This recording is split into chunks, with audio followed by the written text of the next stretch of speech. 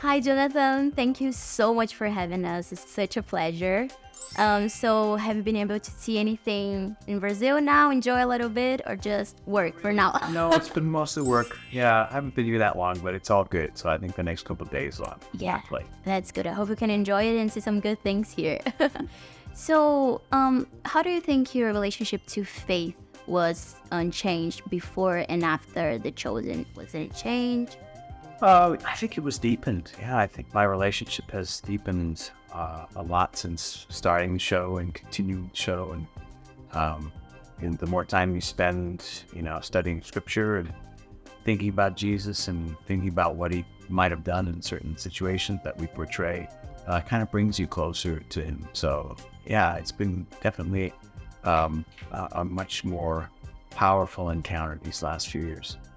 That's beautiful. So, speaking about your character, do you feel any kind of like pressure to be representing, Jesus in a way, because of like the connection it has with all the world and the history and what everybody already knows of the history? Do you feel that?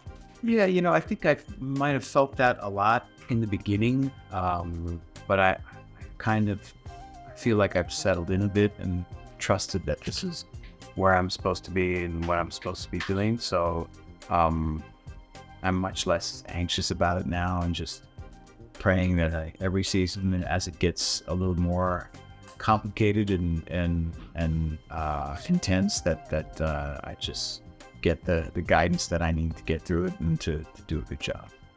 You're doing a very, very good job. We all love it. Brazil loves it. Everybody's so excited. So now talking about the holidays.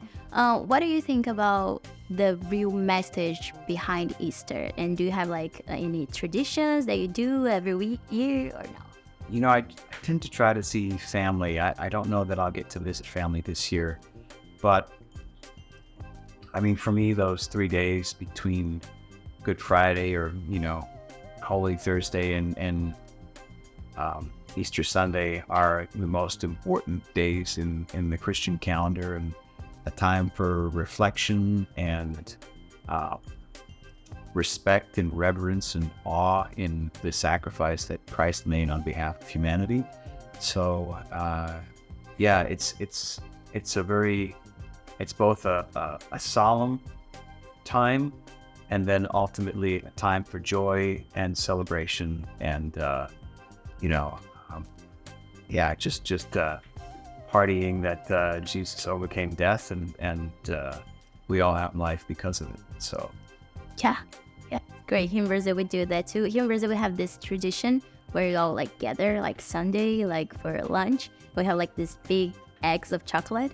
It's so amazing. Yeah, everybody loves it and it's so good. It's the time for the family and everything. So, how was the preparation for you to like face such like a challenging or not like character? There's anything that you thought that you had to change to become it?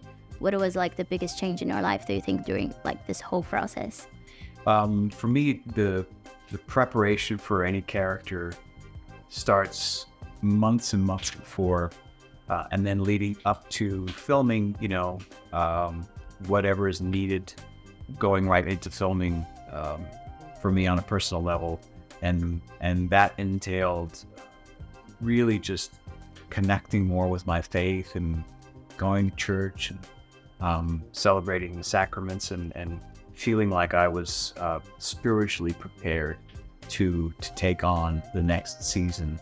And then throughout the season, just trying to stay really focused on being the best possible version of myself to attempt to authentically portray the spirit of Christ as best I can.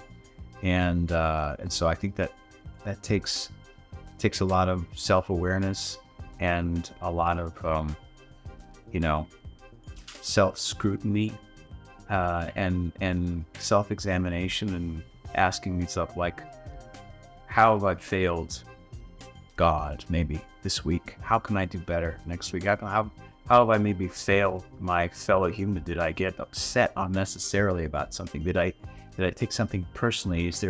What could I have done differently? How can I how can I make amends, and just really examining your life as Jesus would want us to live it, and having that be the way that I live my life on a daily basis, which it has become. Like, I ask myself those kinds of questions now when I'm not filming, and it wasn't always that way, and so playing the character of Jesus and getting to know him has made me want to be just a better version of myself.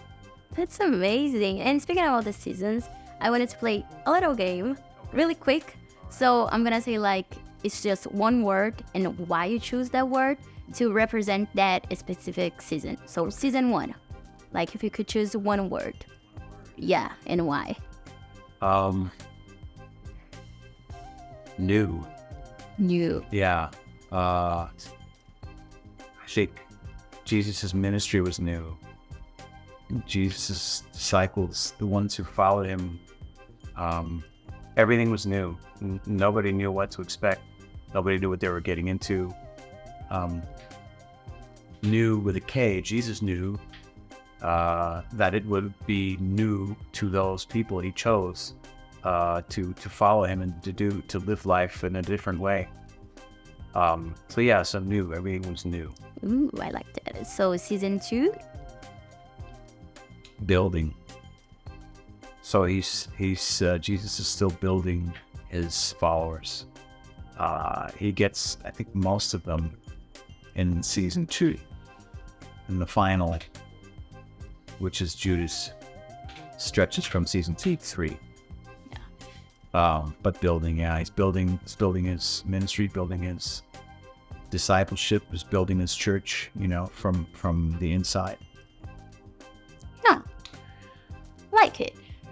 Now season 3. It gets harder. Yeah. Trust.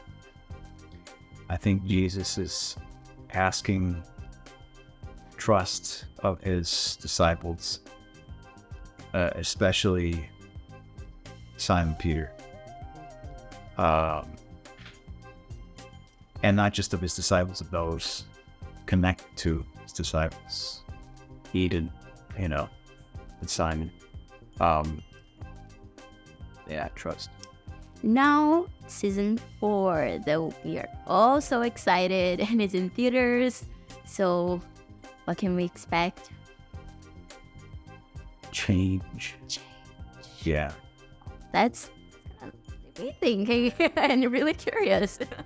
Yeah, I won't expand on that. Yeah. You have to see for yourself. Just change. We're gonna allow. Now we are all curious about that. Go to the theater and see for yourself. Yeah. So now for the second game, if you want to play with us, just a little bit more. Just to get, we have the names. The disciples are a little bit different here in Brazil. So I wanted to say a few names in Portuguese and see if you can guess which one they are. Sure. You in? Yes. So let's go. So the first one, we say Tiago. James. Which one? Yes, you got it. There's 2. Tiago. No, mine. Lesser. How would you say lesser and greater? Little or big? Menor. Menor. Tiaguinho. Tiaguinho. And the other one? The opposite. Tiago. Next one, Tomé. Thomas. Yes, that was easy. That was easy. Pedro. Here. You were too good. That was not even. Spanish. It's so good. Did you the Brazilian fans?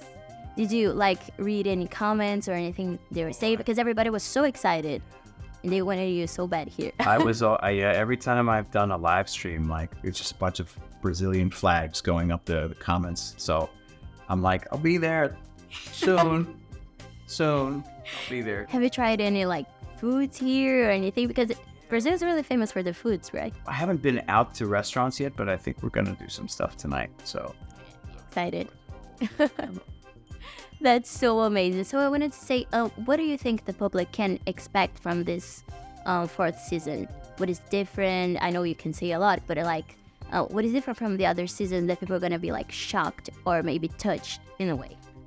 I think they'll be both shocked and touched. And I think there's a number of characters that they've come to know and to love that go through some very unique circumstances, some life-changing circumstances, and that's all I'll say about that. You leave it at that. But that's so good. I want to say, But they'll feel, even though there'll be things that they're not expecting, and things that they'll be excited about and shocked by and touched by. I think at the end of the day, everybody is going to appreciate that it's going to make for a much more complete story. that's amazing. Oh, so I just wanted to say thank you so much for your time. Thank you so much for showing the world your talent. We're so lucky to be able to see it. And I wanted to ask you to give a message to the fans, to tell them to watch it. It's on SVT where we come, and also on theaters for people to go and watch it and live it. And yeah. Yeah. To all the Brazilian fans, please watch The Chosen on SBT. Go to the nearest cinema, experience it on the big screen, and then, of course, continue to watch it on SBT.